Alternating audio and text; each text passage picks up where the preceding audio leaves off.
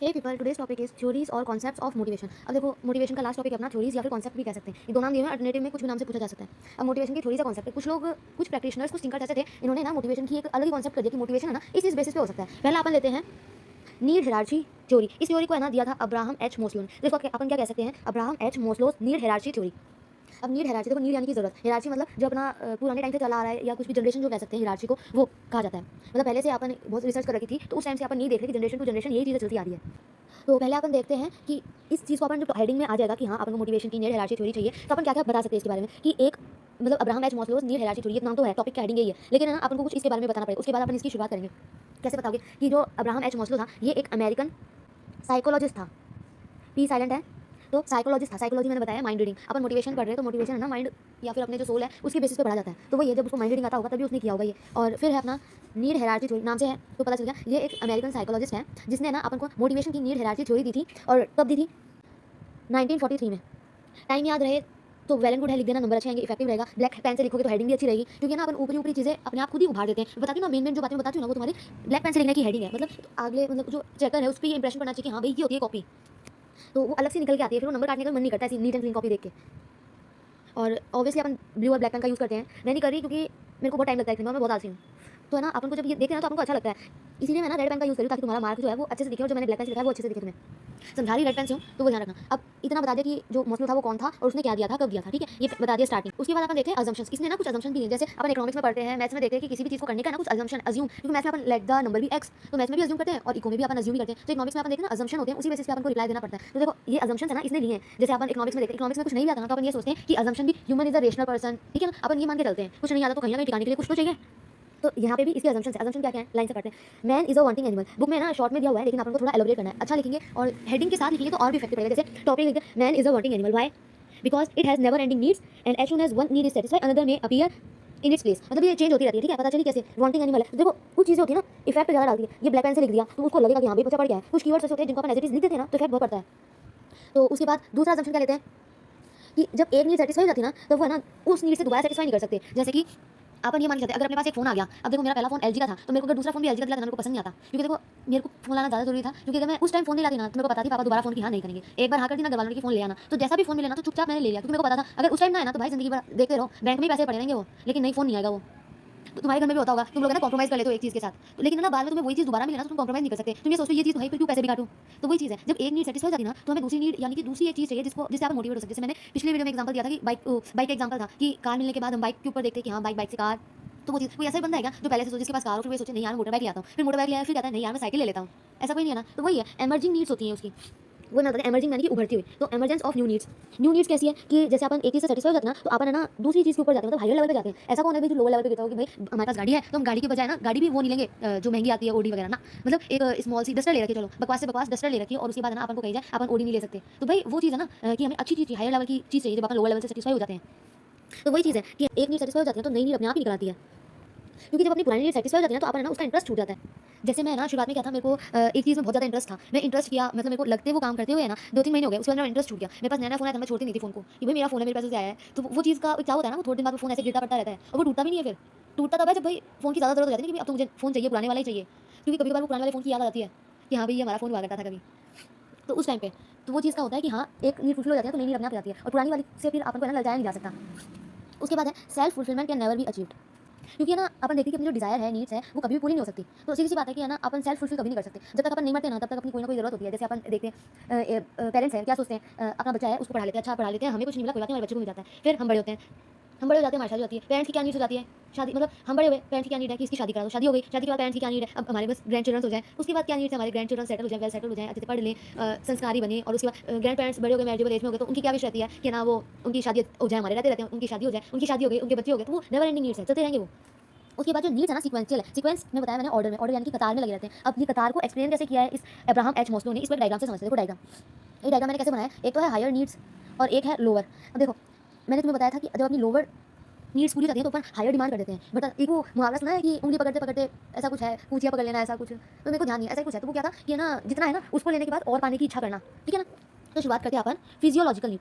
Physiological देखो, physio यानी कि अपनी फिजिकल नीड्स, फिजिकल यानी कि बेसिक नीड्स, जैसे कपड़े लते। तो अपनी फिजिकल नीड्स क्या क्या होती है, जैसे मैंने बताया भी सीक्वेंस में चला, तो अपन भी सीक्वेंस में पढ़ेंगे, नीचे से ऊपर जाएंगे अपन।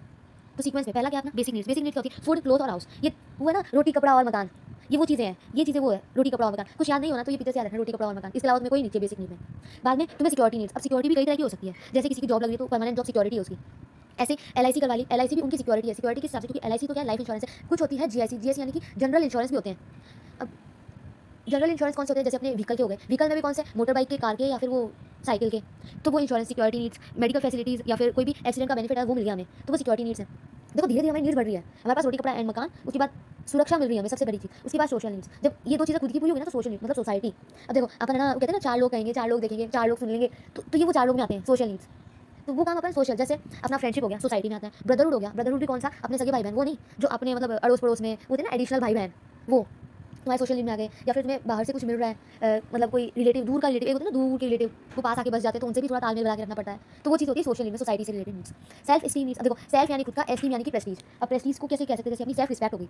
तो जो नॉन मॉनेटरी अपन ने पढ़े थे ना मोटिवेशन, कि अपन को ऑर्गेनाइजेशन में जा रहे हैं तो फैकल्टी मिल रही है बढ़िया, सेल्फ रिस्पेक्ट मिल रही है, रेपुटेशन है, हमें एप्रिशिएशन दिया जा रहा है, हमारे पास एक स्टेटस है, स्टैंडर्ड है हमारा कुछ, वो होती है सेल्फ एस्टीम। बाद में सेल्फ एक्चुअलाइजेशन नीड। इस टाइम पे अपन ये समझ जाते हैं कि हमारी जो नीड्स है ना कभी पूरी नहीं होगी।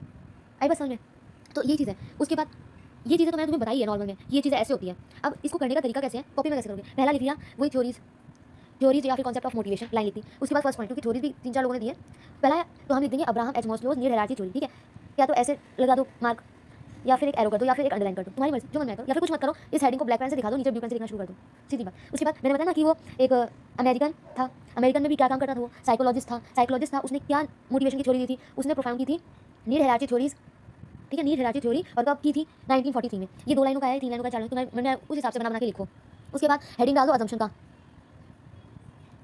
अजम्पशन को मिडल में लिखो और थोड़ा क्या तो बोल्ड में कर दो या इटैलिक कर दो, या मतलब कुछ भी अलग से दिखाने के लिए डार्क कर दो उसको थोड़ा सा, ठीक है? उसके बाद अजम्पशन लिख रहे हैं हम लोग। ए बी कौन सा था? वांटिंग एनिमल है।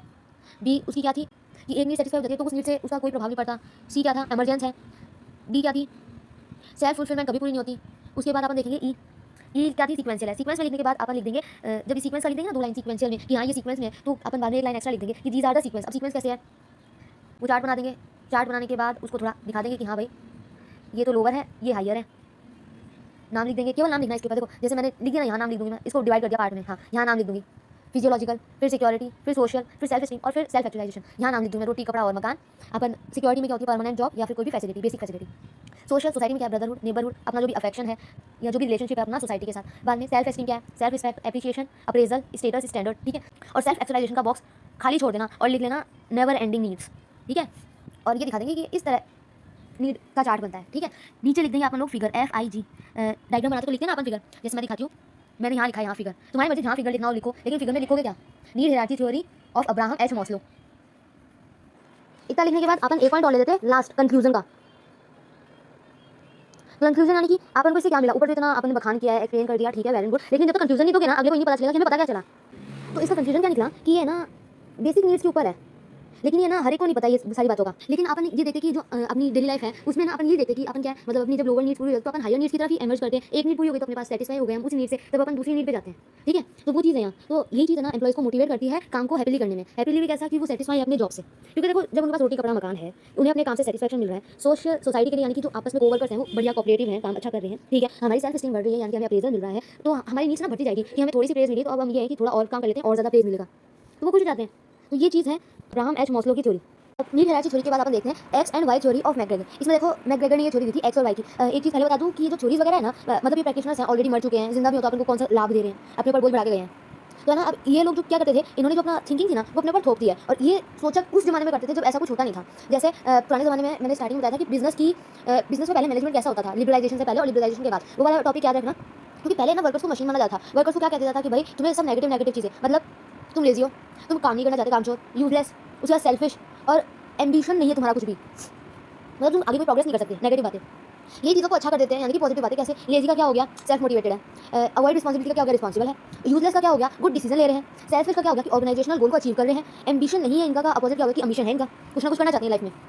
तो है ना, मैकग्रेगर के बारे में भी वही मैंने स्टार्टिंग में बताया था ना, जैसे नीड हायरार्की को कैसे लिखेंगे, ऊपर हेडिंग डाल देंगे McGregor's X and Y theory. McGregor क्या था, ये भी सेम वही। मैकग्रेगर का पूरा नाम क्या है? Professor Douglas McGregor. और ये भी है ना साइकोलॉजिस्ट थे, जिन्होंने ना मोटिवेशन को ना एक एम्प्लॉय के बेसिस पे देखा है कि मैनेजर है ना अपने एम्प्लॉय को कैसा देखता है। तो अब है ना अपन एक मैनेजर बन जाते हैं और अपन देखते हैं कि अपन एम्प्लॉय में कितने नुक्स निकाल सकते हैं और कितनी उनमें ना पॉजिटिव बातें बता सकते हैं। तो सेम शुरुआत करते हैं एक्स थ्योरी। देखो एक्स थ्योरी में सब कुछ अपन उल्टा बताएंगे, जैसे लेजी, वर्कर्स में भी लेजी, एक बता देंगे अपन अवॉइड रिस्पॉन्सिबिलिटी, फिर बता देंगे यूजलेस, फिर सेल्फिश, और फिर माइट बी एम्बिशियस।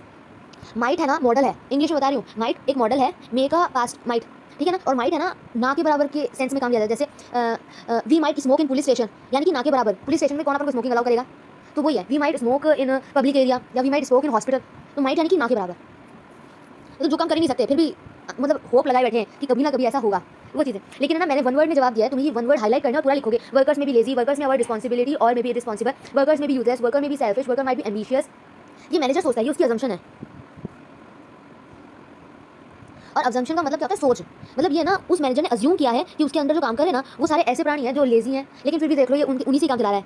और वाई थ्योरी के अजम्पशंस क्या थे, इन्हीं का अपोजिट, जैसे सेल्फ मोटिवेटेड, वर्कर्स में भी self motivated, workers may be responsible, मतलब वर्कर आर रिस्पॉन्सिबल। मे तो ये है कि हो सकता है, लेकिन पॉजिटिव में पूरा पॉजिटिव लेते हैं। Workers are responsible, workers are good thinker या फिर good decision maker.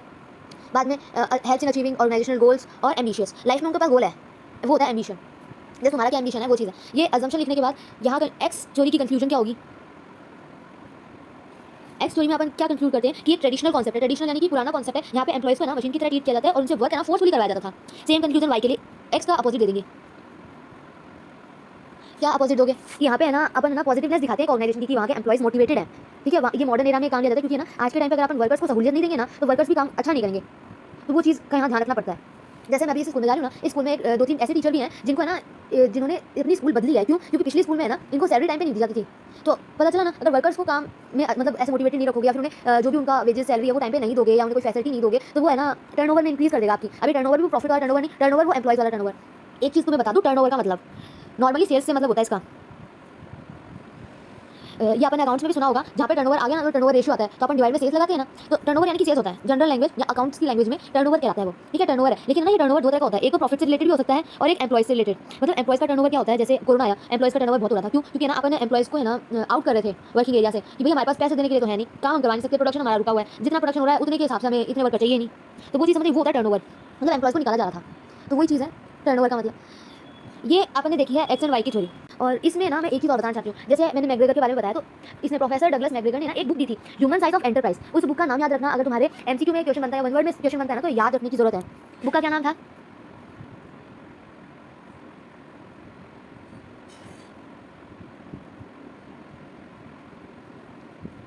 Human size of enterprise, ये उसकी बुक का नाम था। अब देखते हैं जेड थ्योरी। जेड थ्योरी में क्या है, विलियम आउची ने दी है। और क्या दिया था इसने ना, विलियम आउची ने जापानीज और अमेरिकी मैनेजमेंट को है ना कंपेयर किया था। मतलब एक तो जापानीज मैनेजमेंट उठा लिया, एक अमेरिकी मैनेजमेंट उठा लिया, दोनों में डिफरेंस पता लगाया कि क्या अंतर है। उसके बाद उसने अपना जो रिसर्च की ऑब्जर्वेशन था, एक्सपेरिमेंट था, वो शुरू किया। जैसे जापानीज मैनेजमेंट के बेसिस क्या थे, म्यूचुअल ट्रस्ट। अब म्यूचुअल ट्रस्ट कौन सा, सुपीरियर और सबॉर्डिनेट का आपसी विश्वास। होलिस्टिक अप्रोच, होलिस्टिक अप्रोच यानी कि फ्रीडम दे दी हमने हमारे एम्प्लॉइज को कि वो अपना काम कैसे भी कर सकते हैं। जैसे वो टेक्निक थी ना एक्सेप्शन वाली, उसमें अपन फ्रीडम दे देते हैं कि ना उन पे डिपेंड है। मैनेजर सुपीरियर को केवल काम चाहिए, सबॉर्डिनेट उस काम को कैसे भी करो, उनके पास पूरी फ्रीडम है। उन्हें आज करना है आज पूरा सल्टाओ, कल करना है कल कर लो, आधा आधा बांटना है आधा आधा बांट लो, उनके ऊपर डिपेंड है। फिर हायर एंड डेवलप पॉलिसी।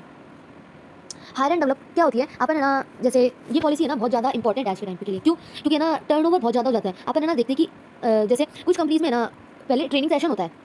एक कंपनी में अगर मेरी जॉब लग गई, मतलब मान लो तुम्हारी कंपनी में जॉब लग गई, तो तुम्हें ना पहले परफॉर्मा दिया जाएगा, जैसे मैंने वो बताया था ना, job analysis, job rotation, job recruitment, ये सारी जो चीज़ें जॉब से रिलेटेड वो सारी, यानी कि तुम्हें पहले ट्रेनिंग दी जाएगी और है ना उस ट्रेनिंग के बाद है ना तुम्हें परफेक्ट कर दिया जाएगा कि तुम इस फील्ड के लिए तैयार हो, तो तुम्हें वहाँ जॉब मिल जाती है, ठीक है। अगर है ना वो लोग जो जिस कंपनी में तुम लोग ट्रेनिंग लेने जा रहे हो वो कंपनी है ना खुद ही ऐसा सोचती है कि इनको हमने तैयार किया है तो हम अपनी कंपनी में रख लेते हैं। लेकिन नहीं, तुम लोग है ना वो ट्रेनिंग लेने के बाद किसी दूसरी कंपनी में चले गए तो है ना उनसे उनको लॉस बहुत होता है। क्यों, क्योंकि उस ट्रेनिंग के लिए उन्होंने जो सामान प्रोवाइड कराया या जो भी अपनी सीक्रेट्स शेयर किए तुम लोगों के साथ वो सारे तो गए। तो उस चीज़ को नहीं होने के लिए ना ये पॉलिसी होती है या एक एग्रीमेंट कर लेते हैं ये लोग ट्रेनिंग के साथ कि ना हम तुम्हें हायर करेंगे और डेवलप करते रहेंगे टाइम टू टाइम। क्योंकि देखो गवर्नमेंट की पॉलिसी भी है ना चेंज होती रहती है, हर टाइम चेंज होती रहती है। तो ना ये ऐसा तो है नहीं कि जैसे अभी जीएसटी लगाया, मैं बताऊँ, देखो एक सीए है वो काम कर रहा है, मतलब जीएसटी लगा था 17 में, तो है ना जुलाई 17 तक तो है ना वो काम कर रहा है, जुलाई 2017 तक तो वो काम कर रहा है, नॉर्मल सारे जीएसटी पे कर रहा है, एंटरटेनमेंट टैक्स हो गया या फिर ड्यूटी हो गई, एक्साइज हो गई, कोई भी जितने भी टैक्सेस थे तुम्हारे वो सारे पे कर रहा है वो, ठीक है, पे कर रहा है। और उसके बाद उसके अंदर जो काम करे ना उनको भी वो चीज़ें सिखा रहा है, ठीक है। अब अचानक से जीएसटी आ गया, जुलाई 2017 जीएसटी आ गया। अब है ना जो सीए है ऑलरेडी है, प्रैक्टिस में है, उसको मतलब ऑलरेडी हायर्ड पर्सन है, तो ना अब बताओ न्यू पर्सन हायर करें या फिर जो हायर्ड है उन्हें डेवलप कर लें उस चेंज के लिए, प्रॉफिटेबल क्या है। क्योंकि देखो अपन नया लेंगे ना तो विश्वास सबसे बड़ी चीज़, म्यूचुअल ट्रस्ट नहीं रहेगा हमारे अंदर। लेकिन अगर हम पुराने वाले वर्कर्स के साथ ही काम कर रहे हैं ना तो अपन म्यूचुअल ट्रस्ट भी रहेगा, उनको डेवलप कर रहे हैं तो ठीक है, उनसे कुछ फीस नहीं ले रहे, इंस्टेंट उनको सैलरी प्रोवाइड करा रहे हैं उस ट्रेनिंग की भी कि भाई आप हमसे ट्रेनिंग ले रहे हो, थैंक यू, धन्यवाद आपका, ये लो आपकी सैलरी। तो वो चीज़ क्या है, जैसे ना गवर्नमेंट है ना कई सारी स्कीमें निकालती है जिसमें क्या है अपन को ना ट्रेनिंग लेने के भी है ना पैसे देती है। जैसे होम साइंस वाला मेरे को ध्यान नहीं कौन सा एक है, रोजगार योजना ऐसा कुछ है, वो है ना उसमें क्या है ट्रेनिंग सेंटर्स हैं, ट्रेनिंग के लिए जाओ, वो आपको पैसे खुद देंगे, सैलरी देंगे आपको सिखाने के कि धन्यवाद आपका कि आप हमसे सीखने आए। क्योंकि ना अगर हमें सर्टिफिकेट मिल जाता है ना गवर्नमेंट का, तो वो एक स्टैम्प लग जाता है कि हाँ इन्होंने गवर्नमेंट वाली ट्रेनिंग ली है, इनको है ना गवर्नमेंट जॉब भी इजीली मिल सकती है, मतलब प्रायोरिटी दी जाती है, सीधी बात ये है। और है ना अब इसके अजम्पशंस देखते हैं। जैसे अपन देख ली विलियम हाउसी की जेड थ्योरी में देख लिया म्यूचुअल ट्रस्ट होता है, हॉलिस्टिक अप्रोच होती है और हायर एंड डेवलप पॉलिसी होती है। ठीक है, तो हायर एंड डेवलप में क्या होता है, मतलब हायर एंड डेवलप में अपन है ना टर्नओवर इंक्रीज नहीं हो पाता एम्प्लॉय का, प्रॉफिट वाला टर्नओवर नहीं, एम्प्लॉयज को है ना अपन फायर नहीं करते, इंस्टेंट उनको है ना डेवलप करने लग जाते हैं। थोड़ा ही तो टाइम लगेगा, मतलब 3 महीने की ट्रेनिंग के लिए कि वो जल्दी डेवलप हो जाए। अपन ऐसा थोड़ा कि उनको निकाल देंगे, फायर कर देंगे और दूसरे पर्सन को ले लेंगे, ना तो हमें उसके ऊपर ट्रस्ट है, ना फिर हम उस पर हॉलिस्टिक अप्रोच लगा सकते हैं। क्यों? क्योंकि हमें ट्रस्ट नहीं है तो हम क्या करेंगे उसको फ्रीडम देके, वो चीज़ है। नेक्स्ट है तुम्हारा अजम्पशन। अजम्पशन क्या होते हैं इसमें आपने कि हमें लाइफ टाइम एम्प्लॉयमेंट मिलता है। मैंने बताया ना हायर एंड डेवलप, एक बार हायर कर लिया ना तो आपको डेवलप कर लेंगे, लेकिन आपकी नौकरी यहीं लगेगी। क्योंकि ना हमें ट्रस्ट हो जाता है उस एम्प्लॉय के ऊपर कि हाँ ये हमारी कंपनी में बेनिफिशियल है, हम इस पर ट्रस्ट कर सकते हैं, हमारी कंपनी को कोई लॉस नहीं हो रहा है इसके आने से। ठीक है, तो हम उसे फिर ट्रेनिंग देते हैं। उसके बाद में कलेक्टिव डिसीजन मेकिंग, अपने टेक्निक्स पढ़े थे मैनेजमेंट के, उसमें ये था ना साथ बैठ के काम करते हैं, तो वही है कलेक्टिव डिसीजन मेकिंग। साथ बैठ के काम करेंगे ना तो है ना नए नए आइडियाज़ भी क्रिएट होंगे, उससे ह्यूमन रिसोर्स जो है ना वो भी डेवलप हो जाएगा। क्यों? क्योंकि अपन उनको है ना हायर एंड फायर वाली टेक्निक में नहीं है, अपन उनको हायर एंड डेवलप में है, तो अपन उनको डेवलप करेंगे ना तो वो है ना अपने ही रिसोर्स कहलाएंगे और अपनी ऑर्गेनाइजेशन के रिसोर्सेज ही अपने हेल्पफुल रहेंगे अपनी ग्रोथ के लिए। उसके बाद है स्लो इवैल्यूएशन एंड प्रमोशन। इसमें क्या होता है, अपन है ना अपने एम्प्लॉयज जो है ना अपने साथ के जितने भी वर्कर्स हैं उनको मोटिवेट करते हैं टाइम टाइम कि हाँ आप है ना थोड़ा और थोड़ी सी मेहनत और कर लो, आप पास जाओगे। जैसे बच्चों को थोड़ी सी गोली देते रहते हैं थोड़े टाइम में कि बस थोड़ी सी मेहनत और कर ले, बाद में फर्स्ट रैंक तेरी है, तो वो चीज़ है। तो उसमें क्या है, ये लोग है ना अपने हायर पोस्ट के लिए ना और भी मोटिवेट होंगे कि हाँ हमें इस पोस्ट से ज़्यादा हाई पोस्ट पे जाने को मिलेगा। तो स्लो इवैल्यूएशन एंड प्रमोशन में ये आता है। नेक्स्ट है बेटर वर्क एनवायरनमेंट। अब देखो जब तुम्हें डिसीजन फ्री मिल रहा है, मतलब तुम्हारी जॉब पक्की है, तुम्हें तुम्हारा डिसीजन मेकिंग का राइट है तुम्हारे पास, तुम्हें डेवलप किया जा रहा है, तुम्हें अच्छी फैकल्टी प्रोवाइड किया जा रहा है, यानी कि करंट एनवायरनमेंट के साथ तुम्हें डेवलप किया जा रहा है, तुम्हें प्रमोशन भी मिल रहा है, धीरे ही सही मिल रहा है, तो वो ऑब्वियसली तुम्हारा बेटर वर्क एनवायरनमेंट भी कर रहा है। तो पता चला बेटर वर्क एनवायरनमेंट है ना इन सारी चीज़ों से मिलता है जब हमारे पास सारी चीज़ें हैं, यानी कि हमें रिस्पेक्ट भी मिल रही है। अब म्यूचुअल रिस्पेक्ट क्या होती है, ये है ना अपन को रिवॉर्ड की तरह है, जैसे नॉन मॉनेटरी मोटिवेशन होता है ना वैसा होता है ये म्यूचुअल रिस्पेक्ट का कॉन्सेप्ट। अभी तक जो अपन ने मोटिवेशन की थ्योरीज या जो भी कॉन्सेप्ट है वो कौन कौन से पढ़े, तो नीड हायरार्की, एक एक्स वाई और एक जेड। अब पढ़ते हैं चौथा फैक्टर, मतलब चौथी थ्योरी क्या थी, 2 फैक्टर हाइजीन थ्योरी। दी किसने थी? हर्ट्जबर्ग ने। इसका पूरा नाम क्या था? फ्रेडरिक हर्ट्जबर्ग। और ये ना सेम अमेरिकन साइकोलॉजिस्ट था जिसने ना क्या किया, इस थ्योरी को डिफाइन करने के लिए केवल 2 सवाल पूछे अपनी ऑब्जर्वेशन के हिसाब से। और वो सवाल क्या थे, इसने जो क्वेश्चन पूछे गए वो क्वेश्चन कौन से थे? पहला क्वेश्चन पूछा इसने, आपको अपनी जॉब के बारे में प्लीजेंट थिंग क्या लगती है, मतलब जो काम मैं कर रही हूँ ना उसके बारे में अच्छी बात क्या लगती है। और एक क्वेश्चन पूछा, सबसे बकवास कब लगता है उस काम, मतलब जो तुम्हारी जॉब है उसको करने का। जैसे नॉर्मली देखो एक पेशेंट है, मतलब एक इंसान है, नॉर्मल इंसान है, उसकी तबियत ठीक है, उससे पूछा गया तुम खुश कब हो, जब तुम स्वस्थ हो, और तुम खुश कब नहीं हो, अपोजिट, जब हम स्वस्थ नहीं है। ठीक है, तो ये 2 सवाल थे। अब है ना इसके आंसर्स दिए गए ना, तब है ना वो उनसे सेटिस्फाई हो गया और उनसे पता चला कि कब तो वर्कर सेटिस्फाई होते हैं और कब है ना वो डिससेटिस्फाई होते हैं। इसके बारे में इसने 2 फैक्टर्स दिए। मैंने कहा ना टॉपिक का नाम क्या है, 2 फैक्टर्स हाइजीन थ्योरी। अब 2 फैक्टर्स है तो 2 फैक्टर कौन है, अभी तो मैंने केवल सवाल पूछा, फैक्टर तो पूछा ही नहीं। अब 2 फैक्टर कौन कौन से, पहला तो है हाइजीन, एक तो होता है हाइजीन फैक्टर और एक है मोटिवेटिंग फैक्टर।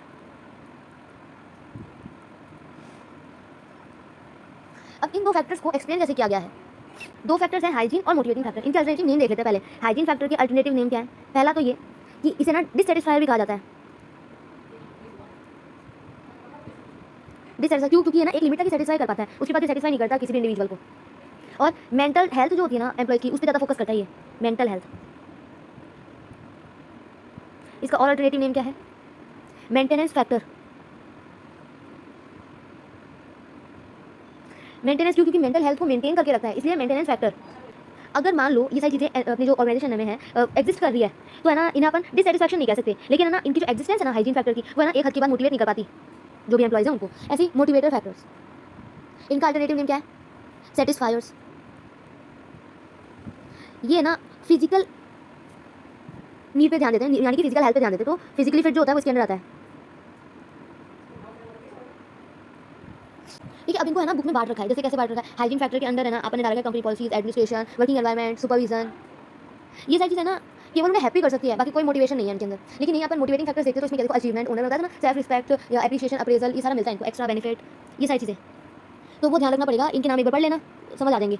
अब देखो बेस्ट पार्ट क्या है इस थ्योरी का, मतलब तुम यकीन नहीं करोगे, इसमें ना कोई असम्पशन नहीं है, तुम कहीं नहीं पढ़ोगे असम्पशन, इसमें है क्रिटिसिज्म। मतलब इस हर्ट्जबर्ग की थ्योरी की है ना ऐसे धज्जियां उड़ा दी बाकी स्कॉलर्स ने, प्रैक्टिशनर्स ने, कि कहीं नहीं जा सकती, और हमारे सिर पे लाके डाल दिया कि बच्चे पढ़ेंगे। क्रिटिसिज्म कैसा? पहला क्रिटिसिज्म, ये देखो फैक्टर्स डिस्टिंग्विश नहीं कर पाए, क्योंकि अपन ने देखा इसमें मैंने तुम्हें समझाया ना, तुम्हें ये नहीं समझ आया कि सेटिस्फायर कौन है, डिससेटिस्फायर कौन है। ये सेटिस्फाई कर रहे लेकिन पूरे नहीं कर रहे, और ये आधे आधे आधे काम कर रहे हैं, आधे अधूरे। पता चला ना, डिस्टिंग्विश नहीं कर पाया ये, ना तो ये कर पाया, फिर टीचर से एक्सपेक्ट करता है कि भाई टीचर बढ़ाएंगे बच्चों को, इसका कचरा। आगे देखो दूसरा क्रिटिसिज्म कैसे आया इसके ऊपर, कि जो इसका रिसर्च मेथड था ना वो भी खराब था। क्यों? क्योंकि जब डिस्टिंग्विश नहीं कर पाया, यानी कि इसकी जो पूरी प्रोसेस आई है लास्ट तक कचरा, ठीक है, सब कुछ खराब। जब लोग क्रिटिसिज्म कर ही रहे हैं इस पॉलिसी का, तो ऑब्वियसली नॉट यूनिवर्सल एप्लीकेबल ही नहीं है ये। और अब देखो मेन क्रिटिसिज्म, तुम यकीन नहीं करोगे, मेन क्रिटिसिज्म है ये थ्योरी नहीं है, this is not really a theory. मतलब इसमें ना थ्योरी क्यों नहीं है, क्योंकि मैंने बताया सेटिस्फाइड डिससेटिस्फाइड, यानी कि सेटिस्फिकेशन के ऊपर बात कर रहा है, ना कि मोटिवेशन के ऊपर, तो बात करते ही। और एक है इसने मेथोडोलॉजी लिया काम में, यानी कि इसने ना पूरा ढंग से एक्सप्लेन भी नहीं किया, जो इसने दिया ना अपना थोड़ा बहुत कंट्रीब्यूशन, उसको ढंग से एलोबरेट भी नहीं किया। निकल गया क्रिटिसिज्म, कंक्लूजन क्या निकला, this is not a theory, various scholars has criticised this theory, but still भाई बेचारे फ्रेडरिक हर्टबर्ग ने कुछ तो दिया ना, लेकिन फिर भी फ्रेडरिक हर्टबर्ग ने कुछ तो एक्सप्लेन किया ना वो दो फैक्टर्स का, जो सेटिस्फाई करते हैं और डिससेटिस्फाई करते हैं एक एम्प्लॉइज की नीड को, ठीक है, ये बात समझ आई। अब इसके बाद है एक, मतलब ये चार तो मैंने तुम्हें पूरे समझाए हैं। इसके बाद थ्योरी और भी है, जैसे एक है रूम्स एक्सपेक्टेंसी थ्योरी। रूम का पूरा नाम क्या है? विक्टर, ये थोड़ा थोड़ा है डिटेल में, वो मेन जो थे ना थ्योरीज वो है जो विक्टर एच व्रूम। ये मोटिवेशन के ये पूरे जितने भी चारों पाँचों मैं करवा रही हूँ, याद कर लेना ढंग से, क्योंकि बीकॉम में भी आते हैं ये। तो विक्टर एच व्रूम, ये है, इसकी थ्योरी का नाम क्या था? एक्सपेक्टेंसी, यानी एक्सपेक्ट करता है ये। देखते क्या एक्सपेक्ट करता है हम लोगों से। जो एक्सपेक्टेंसी थ्योरी थी ये इसने ना अपनी किताब में दिया है। बुक का क्या नाम था? वर्क एंड मोटिवेशन, और किताब कब लॉन्च हुई थी? 1964 में, ठीक है।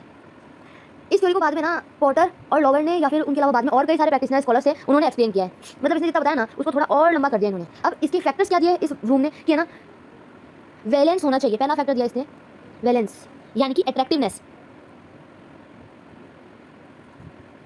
मतलब जो भी अपन आउटकम के लिए प्लानिंग डिसीजन एप्लीकेबिलिटी करें ना, वो अट्रैक्टिव होनी चाहिए। और एक्सपेक्टेंसी थ्योरी है, तो सेकंड फैक्टर क्या होगा? एक्सपेक्टेंसी, यानी कि हमें डिजायर्ड रिजल्ट मिल रहा है एक सर्टेन लेवल तक, हम उम्मीद कर रहे हैं कि हाँ हमारा काम इस बेंचमार्क तक तो पहुंच ही गया है, अब हमें हमारे रिसोर्स को किस तरह यूज़ करना है वो सारी चीज़ें। और फिर इंस्ट्रूमेंटली, थर्ड इंस्ट्रूमेंट, इसमें क्या है? अपन ना एम्प्लॉइज भी, जैसे मैंने दो बताया, एक्सपेक्टेंसी, मैनेजर क्या एक्सपेक्ट करता है कि हमारा काम बढ़िया हो। अब इंस्ट्रूमेंटलिटी में ना एम्प्लॉइज का वो एक्सपेक्ट करता है कि ना जब आउटकम आएगा ना तो हमें रिवॉर्ड मिलेगा, भी काम किया है। इसके कई सारे अजम्पशंस भी हैं, लेकिन मैं इतना डीपली नहीं पढ़ाऊंगी क्योंकि इतने मेन में नहीं है। उसके बाद एक थ्योरी और है अपनी, एम्प्लॉय सेंटर सुपरविजन।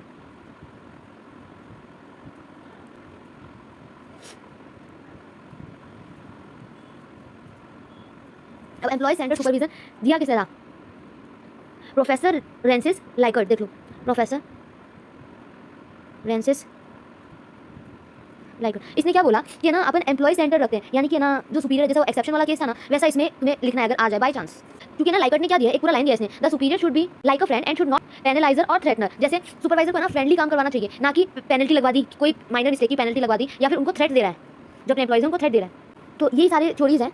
आज के लिए बस इतना ही। और मेरी ID RS57171116@gmail.com। कोई दिक्कत हो तो मैसेज करो, और बैक बेंचर्स की जय हो।